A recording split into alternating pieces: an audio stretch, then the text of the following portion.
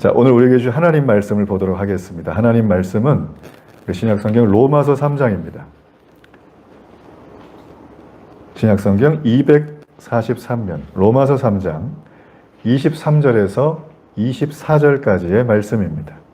모든 사람이 죄를 범하였음에 하나님의 영광에 이르지 못하더니 그리스도 예수 안에 있는 속량으로 말미암아 하나님의 은혜로 값없이 의롭다 하심을 얻은 자 되었느니라. 아멘. 네, 오늘 저는 생존을 넘어 인간답게 시리즈 4번째로 구원이란 무엇인가 이런 주제로 하나님의 말씀을 전하겠습니다. 여러분 이런 얘기 들어보셨어요? 어떤 분이 교회 다니는데 딱 보더니만 구원 받으셨어요? 이런 말 들어보셨죠? 여러분 구원 받았냐는 얘기를 들을 때 여러분의 마음에 어떤 생각이 드십니까? 많은 분들의 반응이 내가 구원을 받았나? 나는 구원의 확신이 있어. 나는 왜 확신이 없지? 보통 이렇게 반응이 좀 헷갈리는 걸 많이 봅니다. 이거는 모태신앙뿐만 아니라 중도의 믿은 분들이 동일하게 경험하는 것들인 것 같아요. 오랫동안 교회를 다녔지만 여전히 나는 구원에 대해서 불확실한 분들 많이 계시고요. 뿐만 아니라 구원을 받은 건 내가 확실한 것 같은데 이거 설명 좀 해달라 그러면 설명을 잘 못해요. 그분이 머리가 나빠서가 아니에요. 하나님을 사랑하지 않아서가 아니에요. 그게 들은 바가 별로 없기 때문이에요. 여러분 구원은 예수님 믿으면 죄를 사함받고 하나님의 자녀가 돼서 하나님 나라, 즉 천국에 가는 삶을 말하는 거죠. 이거는 구원을 아주 축약적으로 한 문장으로 얘기한 것입니다. 여러분 구원은 하나의 여정이에요. 여행길이라고 보면 됩니다. 이 구원은 여행길이기 때문에 시작하는 문이 있고 들어왔으면 과정이 있겠죠. 그리고 완전히 가는 목적지가 있습니다. 그래서 구원은 사실 시제적으로 보면 완전히 이룬 과거 완료 분사지만 그 구원은 현재 진행형인 거고 앞으로도 이루어질 거예요. 그런데 중요한 건 그 구원이 내 감정 상태에 따라서 흔들리는 게 아니에요. 그 구원은 하나님이 이미 이루신 거예요. 2000년 전 십자가에서 주님은 다 이루었다 하셨죠. 그 다 이루었다는 말씀 속에 이게 과거 사건이구나 아닙니다. 주님은 오고 오는 모든 인류의 죄를 담당해 주셨고 그 십자가에서 이미 모든 걸 끝내셨어요. 앞으로 올 인류, 그때의 인류, 과거의 인류가 이미 하나님의 십자가의 구속으로 말미암아 해결이 된 거예요. 자, 제가 지금 금방 말씀드렸던 이 문장들에는 굉장히 신학적이고 교리적인 단어들이 많이 들어가 있습니다. 그러니까 이런 걸 모르기 때문에 구원 받았냐고 물어보면 구원파한테 내가 흔들리는 거예요. 언제 받았어요? 몇 살 때 받았어요? 몇 시에 받았어요? 우리가 그런 걸 어떻게 알아요? 내 생일도 기억이 안 나는데. 맞죠?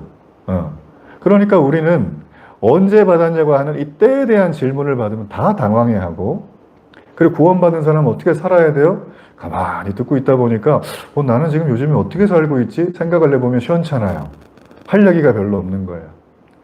여러분 그렇기 때문에 우리는 이런 여러 가지 수많은 사람들이 구원에 대해서 궁금해하는 부분들을 제가 오늘 이 짧은 30분의 설교 시간에 모두 다 말씀드릴 수는 없습니다. 그러나 성경에서 흐르고 있는 영적인 광맥이 있어요. 그게 바로 하나님이 우리를 붙드신다는 사실이에요.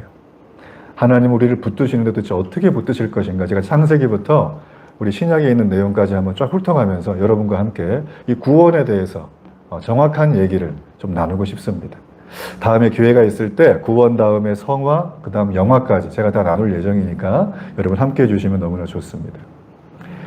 여러분 성경은 이 세상의 수많은 사람들을 바라보면서 성경은 인간을 3가지의 상태로 규정을 합니다. 자, 화면을 좀 보여주세요. 자, 첫 번째, 성경이 말하는 인간의 3가지 상태는 타락하기 전의 인간. 죄가 들어오기 전에 타락하기 전의 인간에 대해서 성경은 말해줍니다. 딱 느낌이 오시죠? 이 상태에서는 이미 이들이 하나님과 올바른 관계를 여전히 맺고 있어요. 그래서 하나님께서 인간을 인간답게 하기 위해서 부여해 주셨던 굉장히 좋은 것들이 많습니다. 여러분 아담이 에덴 동산에 있었잖아요. 근데 아담이 그냥 백수로 모이도시겠다고 생각하는 분들이 많은데 아니에요. 아담은 에덴 동산 매니저예요. 그분의 잡이에요. 에덴 동산에는 한 150만 종 이상의 동물이 살고 있어요. 아담이 뭐 했죠? 아담만 놀지 말고 이름 줘라 그랬죠? 그래서 아담이 이름을 줘줬어요. 너는 모가지가 길으니까 기린이야. 너 코가 기네 코끼리야. 너 왜 이렇게 털이 많니 사자야. 이런 식으로 이 인간이라면 할 수 있는 장명을 해줬는데 이게 한두 개가 아니라 150만 종. 그때는 얼마나 많은지 모르겠죠. 그러니까 아담의 지성, 아담의 영성은 지금 우리가 현존하는 인류의 지식과 데이터베이스보다 훨씬 뛰어난 존재입니다. 아담을 무시하면 안 돼요. 그리고 도초에 하나님이 만들어 놓은 피조 세계가 에덴 동산에 세팅이 되어 있기 때문에 그 에덴 동산을 거닐 때마다 아담은 정한 시간에 하나님이 오후에 산책 오시면 함께 대화했던 존재예요. 하나님과 대화하는 존재는 아담밖에 없었어요. 모세도 하나님 그림자만 봤어요. 보면 죽으니까. 맞죠? 여러분, 그렇기 때문에 타락하기 전에 인간의 상태는 하나님을 바르게 알고 있고 바르게 하니까 바르게 사랑하게 되고 내 주변의 하와를 바르게 대하고 존중하게 되고 사랑하게 되고, 그리고 피조 세계를 바라볼 때 억압하고 착취해서 내 거를 차지하는 게 아니라 피조 세계에 하나님의 이 사랑이 온전히 흘러가는 축복의 통로로 아담은 제대로 살았다는 거예요. 이게 여러분 창세기가 말하는 문화명령입니다.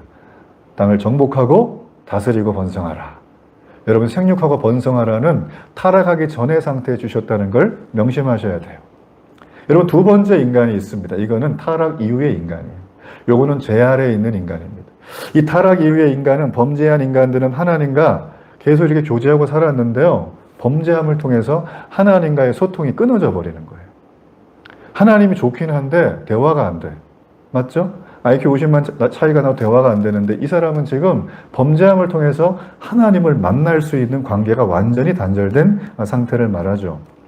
이렇게 되었을 때 하나님께서 인간에게 타락 전에 주셨던 아름다운 여러 가지 지위와 혜택과 효능들이 있는데 이걸 하나도 사용을 못하니까 어떻게 됩니까? 내 힘대로 내 마음대로 내 뜻대로 사는 거예요. 그래서 뭐가 됐죠? 사는 게 비참한 거예요. 오늘날 우리 인류의 실존 아니겠습니까? 내가 주인이고 내 뜻대로 내가 원하는 대로 누구처럼 삽니까? 동물처럼. 그게 자연주의 사상이라고 제가 지난주에 말씀드렸잖아요. 그죠? 동물의 자유함을 원하는 인간. 여러분, 그거는 비참한 모습입니다. 절대 자유가 아니에요. 자, 세 번째로 하나님은 인간을 하나님께서 특별히 구원해 주신 인간이라고 봅니다. 이걸 은혜 받은 사람이라고 말해요. 이 세상에 죄로 인해서 하나님의 진노를 다 받았거든요. 그래서 죄의 영향권에서 벗어날 수 없는데 이분들만은 그 죄의 비참한 형국에서 극복할 수가 있어요. 그리고 그 극복한 것을 은혜 받았다고 하고, 이 은혜 받은 사람들은 날마다 내 그릇을 깨끗이 닦으며 흰옷 입은 세마포를 날마다 빨며 내 죄를 회개하고 하나님 앞에 정결해질 수 있는 상태. 그게 바로 예수를 믿는 그리스도인의 삶이라는 거죠. 여러분, 그들은 하나님이 주시는 사랑을 받아요. 그리고 하나님이 주시는 생명을 받습니다. 그래서 참으로 인간답고 생존을 넘어 인간다운 삶을 사는 사람들이 예수님을 믿고 구원받은 저와 여러분들이에요. 우리 옆분을 바라보시면서 이렇게 한번 인사해 주세요. 당신은 참 좋은 사람입니다. 한번 인사해 주세요. 당신은 참 좋은 사람입니다. 왜냐하면 내가 품질이 좋은 게 아니라 구원받은 존재이기 때문에 그런 거예요. 아멘? 네, 구원받으면 품질 신경 안 써요. 우리는 뭐만 하면 될까요? 그릇을 닦으면 돼요. 말씀으로 닦으면 돼요. 우리는 날마다 세상에서 뭐 하죠? 그릇 품질 높이려고. 너는 KS니, 너는 금태둘렀니, 너는 어디 가서 뭐 먹었니, 너는 어디 사니, 몇 평이니, 몇 등이니. 우린 날마다 이걸로 싸우는 거예요. 근데 주님은 한 번도 그릇을 탓하지 않아요. 천이 쓰는 그릇이 있고 귀이 쓰는 그릇이 있는데 그 그릇의 용도가 다를 뿐 깨끗한 그릇을 원하시는 거예요. 전 여러분이 깨끗한 그릇 되기를 바랍니다. 주님께서 이렇게 은혜 받은 사람은 이렇게 하셨습니다. 여러분, 로마서 말씀은 우리가 3장을 지금 읽었지만 앞에 1장과 2장과 3장 20절까지를 보잖아요. 매우 마음이 우울해져요. 왜냐하면 이 말씀에는 뭐가 나와 있냐면 일단 하나님의 진노가 있대요. 이유는 간단해요. 인간이 하나님을 떠났기 때문에. 그래서 이 하나님의 진노는 죄와 사망의 지배를 받을 수밖에 없는 상태에 인간이 놓여져 있다고 얘기를 하고 있어요. 자, 이런 인간의 상태를 오늘 바울은 3장 20절에서 로마서 이렇게 얘기를 해줍니다. 우리 화면을 보시고요. 로마서 3장 20절 함께 읽어볼까요? 모든 사람이 죄를 범하였음에 하나님의 영광에 이르지 못했다. 이거 많이 들어보셨죠? 모든 사람이 죄를 보면, 여기서 모든은 all people, 다 말하는 거예요. 태어날 아기도 죄졌고, 나도 죄졌고, 옛날에 우리 아버지도 죄졌고. 이 모든 사람이 죄를 지었는데 하나님의 영광이 이르지 못합니다. 이르지 못한다는 말을 원어로 보면 모자라다는 뜻이고요. 하나님의 영광은 여기서 말하는 하나님의 영광은 하나님 자체의 영광이 아니라 하나님이 타락하기 전에 인간에게 부여하신 영광, 하나님이 준 거예요. 그 정리하면 우리 인간은 자력으로 하나님의 영광에 갑니까? 못 갑니까? 못 가요. 우리가 타락하지 않았어도 하나님의 그분은 그 자체가 영광인데 그 자체의 영광에 이를 수가 없습니다. 우리는. 왜요? 피조물이니까. 그 피조물에게 하나님이 우리를 얼마나 높게 보시는지 영광을 줬어요. 그 영광의 대표적인 게 뭘까요? 선악과 사건이에요. 여러분 기억나세요? 선악과 옆에는 생명나무가 있습니다. 사람은 원래 영생불사가 가능해요. 왜냐하면 생명나무를 먹으니까. 맞죠? 근데 선악과 먹고 어떻게 됐습니까? 내가 반드시 죽으리라. 사망은 우리가 죄를 지은 다음에 들어온 거지 원래 하나님의 세팅이 아닙니다. 주님은 우리에게 말씀하는 거예요. 하나님이 우리에게 영광을 부여해 줬기 때문에 우리가 의로운 존재로 칭함을 받고 하나님과 산책이 가능한 존재가 된 거예요. 근데 우리가 어떻게 하죠? 하나님하고 친하다고 하나님을 함부로 대해. 맞죠? 필요할 때만 부르고 평상시엔 오지 말라 그러고. 여러분 이게 비참함의 실존입니다. 이게 실존이에요. 여러분 이 구절은 우리에게 이런 의미를 줘요. 인간이 영광의 하나님과 교제할 수 있게 하는 여러 가지 많은 탁월한 지위와 상태, 즉 올바름, 순전함 이런 사랑들을 이 죄가 들어옴으로 말미암아 완전히 상실했어요. 그래서 어떻게 되나요? 하나님이 주시는 무한한 사랑과 영적인 생명이 끊어진 거예요. 이렇게 잃어버렸는데 우리 인간은 본능적으로 삶을 살며 행복을 추구합니다. 그런데 너무 희한한 건 짠 것처럼 행복을 추구하는 요소가 다 대부분 비슷해요. 보통 네 가지를 말하죠. 많은 사람들이 나는 쾌락을 즐기고 싶다. 기쁨을 원하는 거예요. 그렇죠. 그리고 그 다음 사람들 뭐죠? 명예가 좀 있어야 나를 이렇게 무시하지 않겠지. 뭐 이런 거 있죠. 또 하나, 힘도 좀 있어야 될까? 권력이 필요해요. 그런데 이 세 가지를 구매할 수 있는 것이 있는데 바로 그게 재산이에요. 그래서 뭐니 해도 돈이 최고다. 라고 하는 게 사실 이 세상의 실존이에요. 이거 부정할 사람은 없어요. 돈 싫어하는 사람은 없습니다.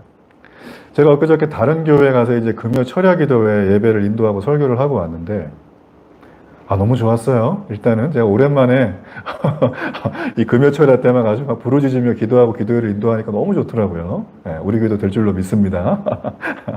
근데 제가 거기에서 이제 얘기하면서 돈 얘기를 했어요. 그랬더니 반응들이 어떤 분은 돈 얘기하니까 너무 세속적인 얘기를 하는 것 같다. 이런 눈빛을, 말은 한 건 아니에요. 제 느낌에 눈빛을 주고. 어떤 분들은 돈 얘기 좋은데 어떤 얘기 하실까? 뭐 이런 얘기 이렇게 쳐다보시더라고요. 저한테. 여러분 돈이 세속적입니까? 돈이 영적이에요? 돈은 가치 중립적인 거예요. 근데 돈을 사용하는 사람이 돈을 사랑하다 보니까 하나님 자리에 앉혀놨죠. 그래서 성경이 뭐라고 하죠? 돈이 일만하게 뿌리다. 돈은 악의 뿌린 거예요. 왜요? 사용자가 시원찮은 거예요. 맞죠? 제가 지금 이 말씀 드리는 이유는 있어요. 왜냐하면 우리 인간은 쾌락도 있고 명예도 있고 권력도 있고 돈으로 이걸 살 수도 있는 시대에 살고 있다고 그들은 말하지만 이미 인간은 하나님으로부터 하나님의 사랑과 영적인 생명력이 끊어진 상태로 이걸 추구해요. 그러다 보니까 이 잃어버린 상태에서 쾌락도 돈도 명예도 권력을 추구하면 이 세상이 어떻게 되겠습니까? 너무 아프지 않아요? 맞죠? 전 최근에 주중에 아주 안타까운 두 가지의 그 뉴스를 접하고 마음이 너무 아팠어요. 여러분 아시는 것처럼 이제 초등학교 교사로 막 임관한 젊은 여자 선생님이 학교에서 극단적인 선택을 했어요. 근데 저는 더 마음 아픈 건 뭐냐면 이걸 정치인들이 정쟁에 이용하고 자기의 논리와 주장을 펴기 위해서 많은 소위 말하면 한국의 문화 리더라고 하는 사람들이 이걸 갖다 써요. 근데 사실이 확인도 안 된 걸 쓰는 거예요. 우리나라 수준이 어쩌다 이렇게 됐습니까? 우리 다 고등교육 받지 않았나요? 대학 나온 사람이 70%예요. OECD 국가 중에서 제일 많아요. 근데 왜 그런 거 하나 분별이 안 될까요, 우리는? 전 너무나 가슴이 아팠어요. 그러니까 그분의 죽음에 대해서 우리가 인간이라면 기본적으로 애도하고 존중을 표하고 그 죽음에 대해서 너무나 그 고통스러웠던 시간들을 한번 되새겨 보는 게 인간 아니겠습니까? 또 하나의 사건이 있었죠. 길 가는데 갑자기 무차별 폭력, 묻지마 폭력을 하고 심지어는 사람이 죽었어요. 한 분은 지금 중태라 그러더라고요. 어제 보니까. 그분이 그런 끔찍한 난행을 저지르고 딴 데 숨은 것도 아니에요. 경찰 오니까 의자 그냥 계단에 앉아있더라고요. 건물 계단에. 그러면서 경찰이 오니까 횡설수설을 해요. 제가 들었던 말 중에 잊혀지지 않는 거예요. 야, 사는 게 너무 힘들어가지고 내가 이렇게 했다고. 그건 뭡니까? 멀쩡한 20대가 칼에 찔려 죽었어요. 알았겠어요? 죽는 걸? 여러분 보십시오. 어떤 사람은 삶은 문제의 영속이다 이렇게 말을 했어요. 여러분 저는 이 말을 절대 부인하지 않아요. 우리가 처한 인간의 실존은 하나님을 빼놓고 행복을 추구하다 보면 이런 문제가 계속 앞으로 올 겁니다. 이건 법으로 막을 수 없어요. 우리가 교육을 잘 받는다고 해결되지 않아요. 우리가 집안에서 사랑하고 아껴준다고 해결될 주제가 아니에요. 여러분 이건 이런 비극적 현실을 벗어날 수 있는 유일한 창조주밖에 없습니다. 자, 그렇다면 우리는 이런 비극적인 현실을 벗어날 수 있는 방법은 과연 무엇이 있을까? 사람들은 생각해요. 이런 비참한 현실에서 내가 긍정적으로 생각하고 극복하고 살아갈 수 있는 에너지가 있으면 좋겠다. 여러분은 그 에너지가 뭐라고 생각하십니까? 오늘 성경은 말합니다. 하나님의 사랑과 영적인 생명이다. 이걸 받아야 돼요. 이 끊어진 걸 받아야 됩니다. 이 생명과 사랑이 있어야지만 인간은 인간답게 살 수 있게 되지, 이게 없을 때는 인간으로 태어난 존귀한 하나님의 형상을 가진 존재지만 짐승처럼 사는 거예요. 우리가 반려동물입니까? 내가 필요할 때만 사람 부르고 필요 없으면 집에 가라 그럽니까? 그런 비인격이 어디 있습니까? 우리 이 세상이 아픈 건 바로 그것 때문이에요. 우리가 죄로 인해 하나님과의 관계가 소통이 끊어진 채 이렇게 비참하게 살아가는 인간을 바라보면서 그 어떤 피조물도 인간을 바라보며 아이고 불쌍하다 이러지 않은데 오직 한 분만 불쌍하다고 여깁니다. 그분이 바로 하나님이에요. 이 하나님은 그냥 두면 오토매틱하게 우리는 멸망으로 가니까 우리를 구원할 계획을 세우셨고 이걸 실행하셨어요. 그래서 그 실행에 실체로 오신 분이 바로 2000년 전에 오신 그리스도 예수예요. 예수님은 그것 때문에 오신 거예요. 로마서 3장 22절로 24절의 말씀, 우리 이 말씀을 함께 한번 읽어보겠습니다. 22절로 24절의 말씀, 곧 예수 그리스도를 믿음으로 말미암아 모든 믿는 자에게 미치는 하나님의 의인이 차별이 없느니라. 그리스도 예수 안에 있는 속량으로 말미암아 하나님의 은혜로 값없이 의롭다 하심을 얻은 자 되었느니라. 많이 보셨죠? 이 말씀. 여러분 이 말씀에는 우리가 성경 전체에서 가장 중요한 엑기스가 담겨져 있어요. 여러분 여기 보시면 하나님의 의가 나와요. 근데 이 의는 믿음으로 믿는 자에게 준대요. 근데 이게 속량이라는 거래요. 근데 이게 값을 치르는 게 아니라 그냥 준대요. 그래서 그것 때문에 우리가 의로워진대요. 그 얘기를 하는 거예요. 여러분 이 구절은 죄인에게, 우리 인간들에게 세상에서 가장 기쁜 소식이 되어야 합니다. 복음이 되어야 돼요. 왜냐하면 죄를 지은 인간이 여기 나와 있는 것처럼 하나님의 진노에서 벗어날 방법이 없어요. 이 땅에는. 하나님의 이 진노는요, 피조sek의 그 어떤 존재가 겪은 것보다 상상도 못할 만큼의 진노예요. 그럼 하나님은 왜 죄를 이렇게까지 싫어하고 심지어는 진노한다고 말을 하실까? 그거 우리가 알아야 되지 않겠습니까? 그 이유는 간단해요. 하나님은 우리 인간과 1대1로 비교할 수 없는 존재죠. 그래서 하나님은 초월하신 분이에요. 그리고 하나님은 사랑과 공의와 진실함에 있어서 도덕적으로 완전한 분이에요. 지난주 살폈죠. 그래서 이분은 죄와 어울리질 않는 분이고 죄가 없는 분이기 때문에 우리 인간을 건지려고 이렇게 보니까 하나님의 공의로움에 볼 때 죄는 양립이 안 돼요. 맞죠? 얘를 허용을 못 해주는 거예요. 그 죄를 해결을 해야 되는 거죠. 그렇기 때문에 인간이 받을 죄를 인간이 해결을 못한다는 걸 아시고 자신이 담당하신 거예요. 자신의 독생자 아들을 보내셔서 인간에게 쏟을 진노를 그 아들 예수 그리스도가 받게 하신 사건. 그래서 예수 그리스도의 십자가의 죽음은 죄에 대한 하나님의 진노의 표현이지 우리를 사랑하는 표현이 아니에요. 어떤 분은 우리 인간을 너무 사랑하니까 하나님이 구원하셨다 이런 얘기하는 아닙니다. 하나님은 자신의 공의가 만족이 먼저 돼야 돼요. 하나님의 말씀이 그대로 실현이 돼야 돼요. 왜요? 그분은 스스로 계신 분이라. 우리의 머리로 아무리 생각한다고 해도 안 됩니다. 현대 과학기술로 지금 우주의 크기를 재어보면 940억 광년이라고 합니다. 1광년은 빛의 속도로 가는데 거의 10조 킬로미터를 가요. 그러니까 그 속도로 940억 년을 가야 우주 여기서 여기까지 간다는 얘기인데 그것도 현재 기술이고 우주는 초당 250km의 속도로 팽창을 하고 있어요.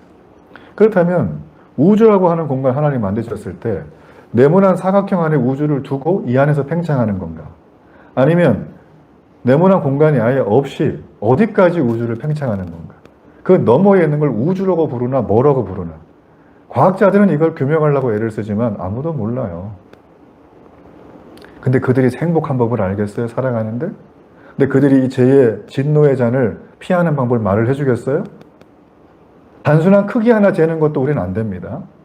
여러분, 그렇기 때문에 오늘 이 주님이 이렇게 죄를 싫어하시고 하나님이 진노까지 하신 이유는 우리를 건지기 위한 그분의 공의로우심이에요. 이게 하나님의 성품이에요.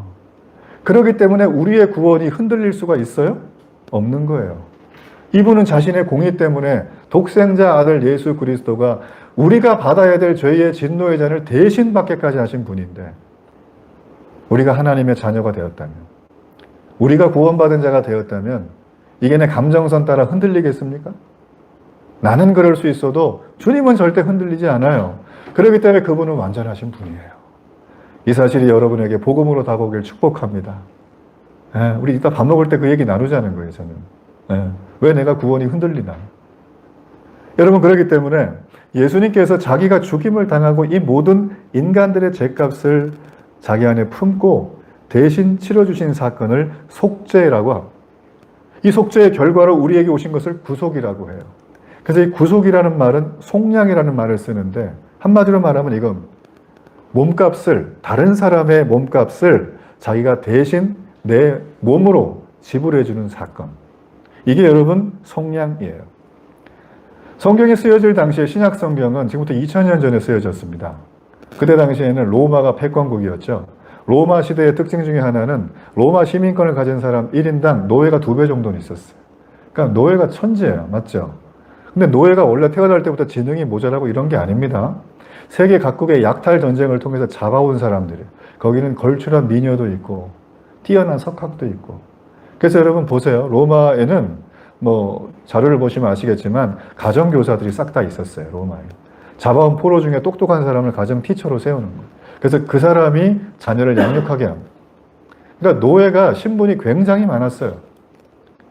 자, 로마 시대에 세워진 게 바로 이 속량과 구속이라는 얘기인데 이 로마 시대에는 여러분 노예 시장에 가면 흔하게 볼 수 있는 게 주인이 노예를 데려다 놓고 파는 거예요. 팔고 사고. 물건 팔듯이. 근데 어느 날 어떤 주인이 7명의 노예를 한꺼번에 엄마, 아빠, 아이들까지 한꺼번에 내놓고 한 가족을 팔려고 내놨습니다. 돈이 필요했거나 쓸모가 없었겠죠. 근데 거기 팔려있는 팔려고 내놓은 그 노예 7명은 한 가족이기 때문에 근데 어떤 사람이 와가지고 그 가족 7명을 모두 다 사가지는 않잖아요. 확률이 굉장히 낮아요. 그래서 당연히 이들은 너무 안타깝지만 아빠가 일로 팔리고 엄마가 일로 팔리고 자녀들 일로 팔리면 노예니까 거의 평생 동안 못 보는 거예요. 다시 못 만나는 거예요. 그들은 두려워 떨고 있었죠. 그런데 어떤 한 부자가 이걸 지켜보고 있었어요. 그는 그들을 바라볼 때 불쌍하다는 마음이 들었어요. 그래서 그가 갑니다. 노예를 산다고 하면서 7명의 노예 전부를 삽니다. 가족을. 집에 데리고 가요. 잘 씻기고 옷을 입히고 따뜻한 음식을 먹입니다. 그리고 아주 좋은 잠자리를 준비해서 잠을 자게 해요. 아침이 됐어요. 이들이 눈을 떴는데 꿈인가 생신가요? 어제까지 노예였는데 다 따로따로 흩어질 줄 알았는데 다 같이 함께 눈을 뜨고 밥을 먹고 얘기를 나누고 놀라운 일입니다. 그런데 더 놀라운 일이 벌어집니다. 주인이 어제 사가지고 온 노예 전부를 다 부르는 거예요. 그러면서 이런 얘기를 하는 거예요. 내가 사실 더 이상 노예가 필요해서 산 게 아닙니다. 당신들 필요 없어요, 나한테는. 근데 왜 내가 당신들을 샀냐면 당신들이 너무 불쌍해서. 그 당신들을 사왔다고. 내가 지금 증서를 써줄 테니까 이제 자유인으로 살아도 된다는 노예 해방 문서를 내가 써서 사인을 해줄 테니까 이걸 들고 가서 가족들과 행복하게 자유인으로 살으라고. 여러분, 이것이 바로 속량이에요.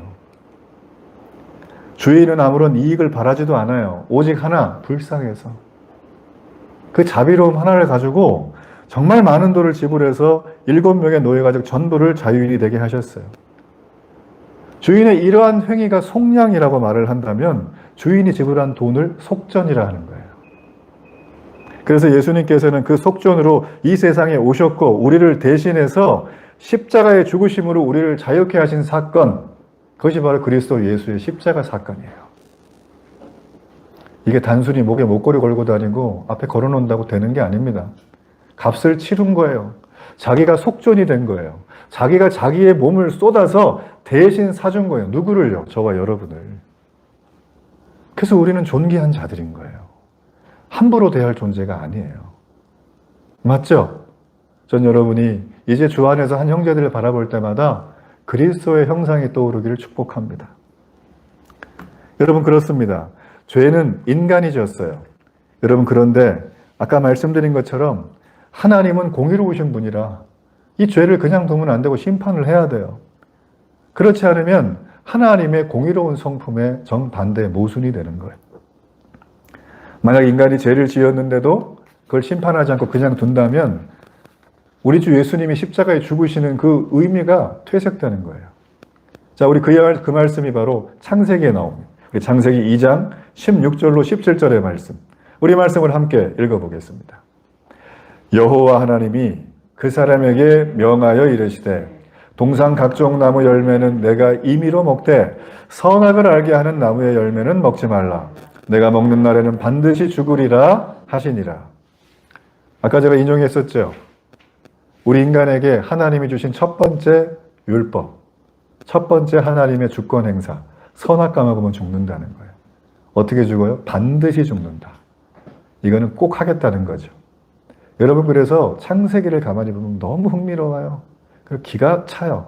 왜 그러냐면 아담이 선악과 먹었는데 살았어요. 맞죠? 그리고 자녀 몇 명 놓은 거 기록이 나오죠? 몇 살에 죽은 거 나오죠? 그리고 죽죠. 그 다음에 어떻게 돼요? 다 죽었더라만 나와요. 그 창세기 1장부터 3장까지가 원역사인데 원역사는 출생에 대한 얘기가 아니라 죽는 거에 대한 얘기가 나와요. 하나님이 창조했는데 반역한 그들이 다 죽었다. 우리도 죽는다. 성경 창세기 4장부터 계시록 22장까지는 전부 다 이 얘기입니다. 그래서 우리는 죽을 수밖에 없는 존재예요. 안 그렇습니까? 우리는 이 세상의 정착민이 아니라 그래서 죽음을 향해 나가는 순례자예요. 육신의 죽음. 그러나 그리스도 안에 있는 자는 심판을 면합니다. 그게 성경의 메시지라는 거예요. 이 죄에 대한 죄가는 죽음입니다. 그런데 만약 하나님께서 이 죄를 지은 인간을 모두 벌을 받아서 그 자리에 죽게 하셨다면 원래 하나님이 이 세상을 창조하실 때 하나님의 원래 의도가 완전 다 물거품이 되는 거죠. 그래서 하나님은 인간이 타락하자마자 우리를 사랑해서가 아니에요. 자, 말씀 또 드리지만 타락하자마자 본인의 계획을 이루시기 위하여 메시아를 이 땅에 보내겠다고 창세기에 말씀을 하셨어요. 그리고 하나님은 우리에게 끊어져 있는 관계를 요때만은 내가 오겠다고 한 게 제사 제도입니다. 레위기를 봐야 돼요. 그래서 제사를 어떻게 드리는지.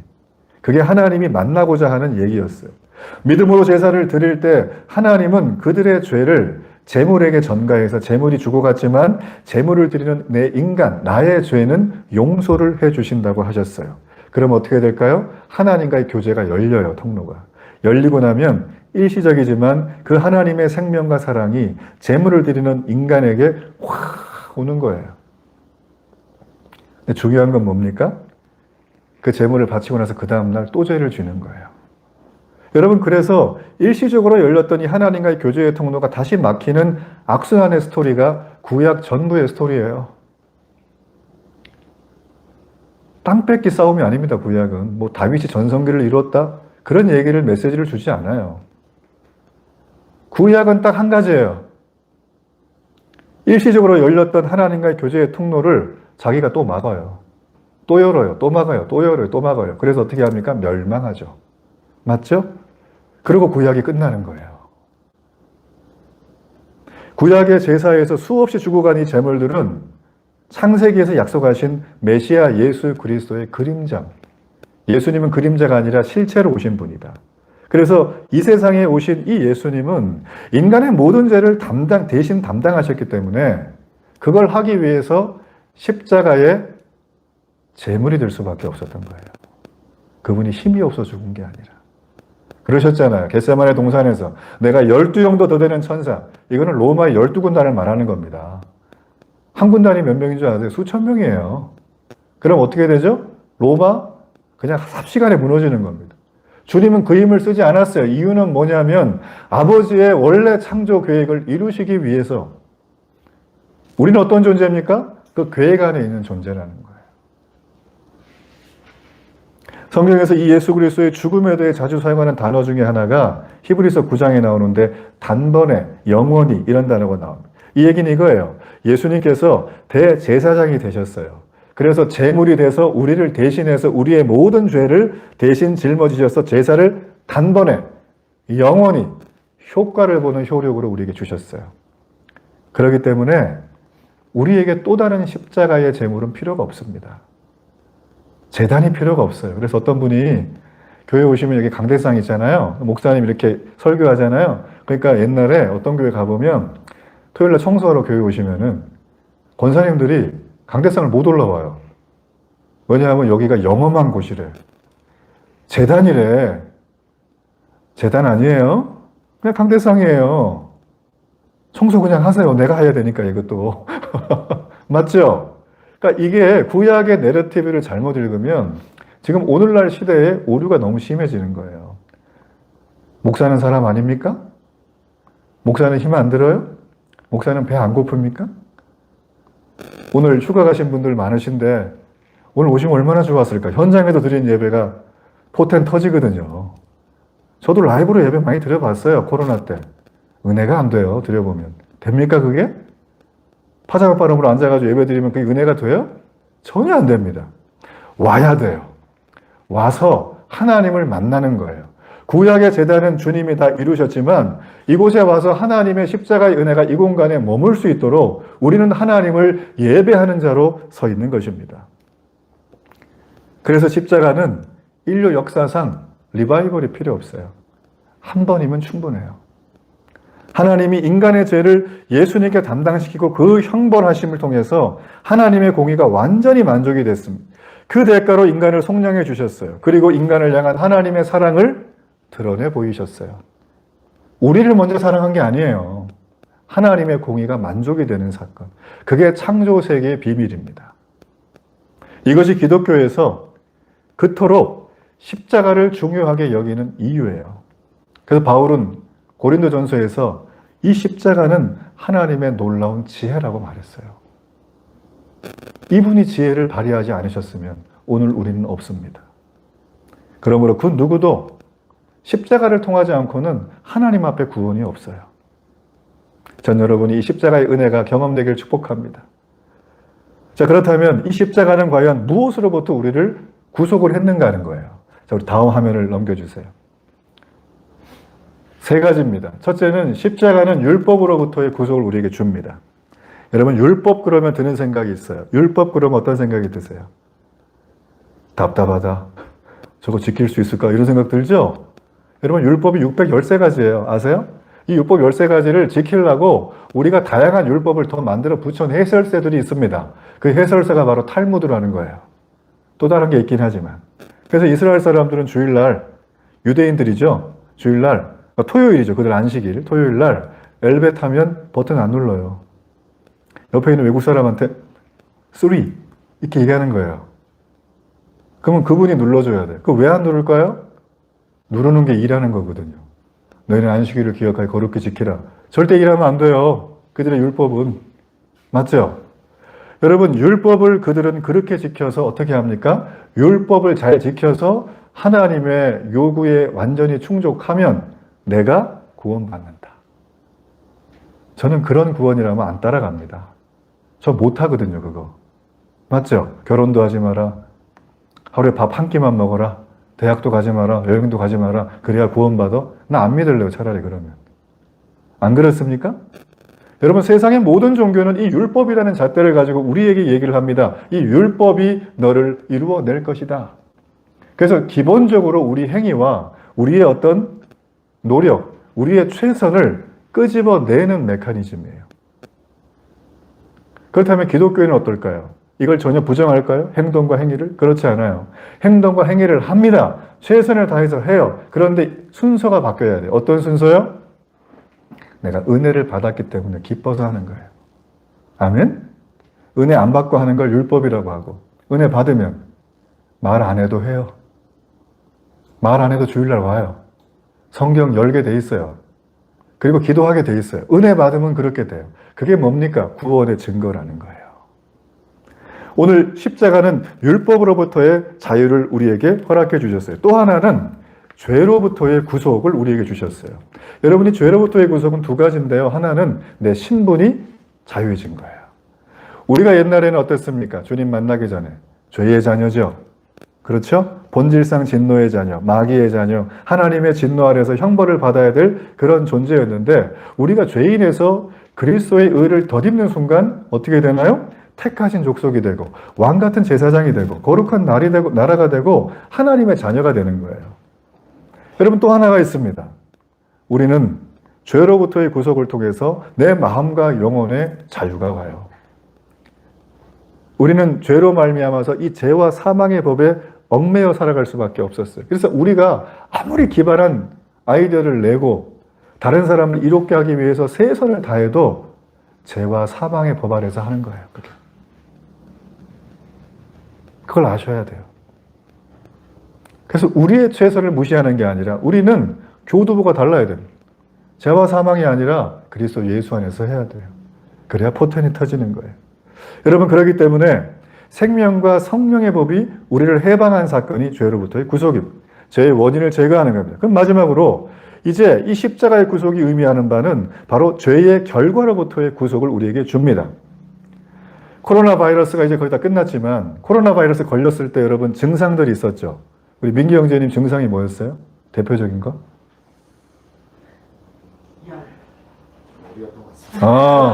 파이어. 저도 하여튼 저는 한 2년간 안 걸렸는데 아내가 걸려봐가지고 이틀간 나한테 말을 안 했어요. 어떻게 해요? 그래서 걸려야지 나도. 걸려가지고 너무 힘들었는데 하루 정도를요. 진짜 앉지도 못하고 서지도 못하고 눕지도 못하고 밥도 못 먹고 물도 안 넘어가고 고열은 기본이고 이게 인후통부터 온몸에 통증이 오는데 감당이 안 돼요. 근데 생각했어요. 통증이란 게 이렇게 무섭구나. 통증 재활할까 이런 거 있죠? 그건 많아야 돼, 내가 볼 때. 통증 너무 힘들어. 이러면 사람이 죽겠더라고요. 와, 이게 진짜 이게 너무 힘들었거든요. 여러분 보세요. 코로나 바이러스에 감염이 되면 코로나가 내 몸에 들어와서 결과적으로 몸에 여러 가지 증상을 만듭니다. 죄도 마찬가지예요. 원인이 죄인데 이 죄가 내 안에 들어오면 내 삶에 결과적으로 어떤 증상들을 만드냐면 성경은 이걸 딱 세 글자로 말해요. 비참해진다. 삶이 비참한 거예요. 우리가 예수님을 믿고 나면 가난했던 분들이 잘 살기도 합니다. 질병으로 눌려있던 분들이 질병에 치유받기도 해요. 관계가 엉망진창인 분들이 관계가 회복이 되기도 해요. 어떤 분은 자기 자신하고 관계가 안 좋아. 그래서 날마다 자학하고 나한테 내가 욕을 하고 함부로 돼요. 막 먹거나 안 먹거나 막 이런 식으로. 여러분, 그런 분들이 성품이 달라지기도 해요. 여러분, 이 모든 것들은 사실 하나님께서 죄의 비참한 결과로부터 망가진 우리를 회복해 가면서 구속해 가는 과정에서 나타난 현상들이에요. 근데 우리는 어떻습니까? 죄의 결과만을 바라죠.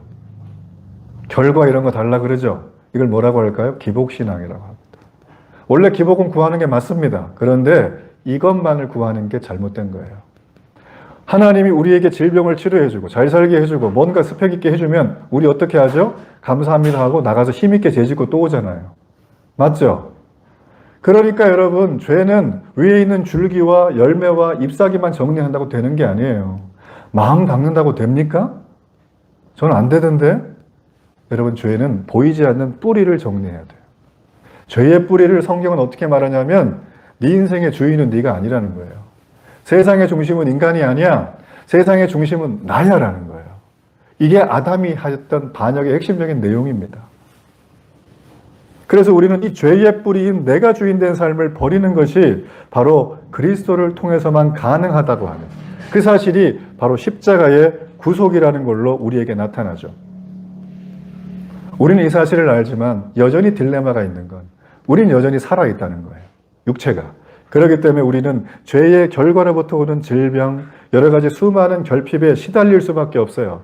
그러나 고통받는 우리의 육체가 주님이 부활하실 때, 다시 오실 때 우리의 모든 것들이 그 안에서 하나님의 생명으로 회복됩니다.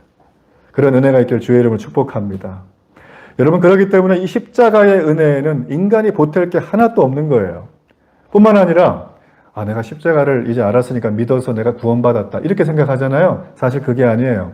하나님은 우리에게 초월하신 분이라 하나님 자신을 우리가 알려면 그분이 우리를 보여줘야 돼요. 맞죠? 이걸 계시라고 합니다. 그러니까 하나님이 우리에게 계시해 주지 않았다면 우리는 십자가를 알 방법이 없어요. 맞죠? 그러니까 내가 구원받은 건 전적인 하나님의 선물이에요. 에베소 말씀이 그걸 말하는 겁니다. 그리고 내가 지금 구원받아 살아있는 건 역시 모든 것이 다 하나님의 선물과 은혜다라는 것입니다. 정리하면 이거예요. 우리가 이 땅에서 생존에 몸부림을 칩니다. 더 잘 살고 싶어서, 한국 같은 경우는. 그런데 우리는 이런 생존을 넘어서 정말 인간답게 사려면 하나님의 은혜가 아니고는 불가능하다. 이게 성경의 오늘 메시지라는 거예요. 말씀을 정리합니다. 전 여러분이 정말 하나님을 믿는 그리스도인이라면, 참된 신자라면 전 여러분의 마음속에 있는 이 땅에 있는 죄와 사망의 법에 매여서 노예처럼 살던 것을 이제는 버리기를 원해요. 사람마다 다르겠지만. 그래서 여러분 손에 뭘 들어야 되냐면 지도를 하나 드세요. 그게 뭐냐면 성경이에요. 그리고 성경을 훤히 꿰뚫어보는 가이드가 계세요. 그게 성령이에요. 이 성령님을 온전히 신뢰하는 거예요. 그리고 내게 허락하신 이 일상의 삶을 버리지 말고 여기에 집중하고 살아가는 거예요. 저에게 뭐죠? 복음이 삶이 되는 데일리교예요. 삶이 없는 복음은 아닙니다. 복음만 가지고 구원받는 게 아니에요. 주님은 우리에게 이 땅에 살면서 이 복음을 가지고 아직도 복음을 모르는 죄와 사망에 매여있는 그들에게 보여주라고 하신 거예요. 우리의 삶이. 너 10명 전도해? 이게 목적이 아니에요. 우리는 우리의 선택 속에, 우리의 언어 속에 이 하나님의 복음을 보여줘야 돼요. 보여주는 게 우리의 미션이자 미션의 끝입니다. 보여주면 돼요. 이 보여주지 않기 때문에 어떻게 되나요? 성경을 안 보는 거예요. 내 뜻대로 살아가는 거예요. 아무리 마음 닦아도 뿌리가 여전히 죄예요. 그러니까 우리가 구원이 왔다 갔다 하는 거예요. 전 여러분이 이 보여주는 공동체가 되기를 주의 이름으로 축복합니다. 그래서 깨지고 상한 이 땅 속에 성령의 역사로 충분한 생명과 능력을 하나님께 날마다 공급받았어요. 그 공급받는 것 자체가 뭐냐면 내 이기적인 사랑의 실현이 아니라 하나님의 원래 이 땅을 천지 창조하신 그 목적에 맞는 삶을 살아가는 거예요. 전 여러분이 그런 은혜가 있기를 주의 이름으로 축복합니다.